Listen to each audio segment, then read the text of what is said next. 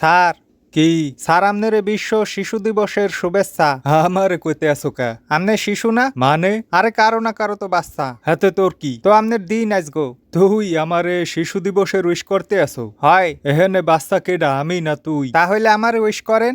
না না ঠিক আছে, সবার ভেতরেই একটা বাচ্চা থাকে, ওটারে বাছাই রাখাটা খুবই গুরুত্বপূর্ণ। স্যার আমনের ভেতরে বাচ্চা আছে? কি দিমু ধরে একটা? কি ব্যাপার ক্লাসে পড়া বাদ দিয়ে কি হইতে আছে হেনে? প্রিন্সিপাল স্যার না মানে স্যার অঙ্ক স্যার কইতে আছে ওনার ভেতরে নাকি একটা বাচ্চা আছে, ওটারে বাছাই রাখতে কইতে আছে। হ্যাঁ কি না না তো শরীফ সাহেব আপনি যে শরীফ হয়ে গেছেন হ্যাঁ তো জানতাম না, আবার প্রেগনেন্ট, কনগ্রাচুলেশন। না না আমি মনের বাচ্চার কথা বলছি। হ্যাঁ হ্যাঁ আপনি ভেতরে ভেতরে নিজের একজন মেয়ে মনে করেন।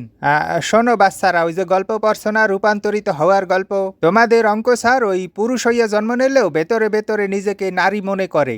ও এটা আজকাল খুবই স্বাভাবিক একটা ব্যাপার। ও আরে আমি মনের বাচ্চার কথা বলতে আছি। স্যার মন আবার কে? ওনার হাজবেন্ড মনে হয়। হাজবেন্ড? ডোন্ট জাজ, এটা কোনো হাসি তামাশার বিষয় না। আরে মে আপনি বুঝতে আছেন না? হয় হয় বুঝছি, আপনার মুড সুইংস হইতে আছে, ওই প্রেগনেন্ট হইলে এবিল হয় আর কি।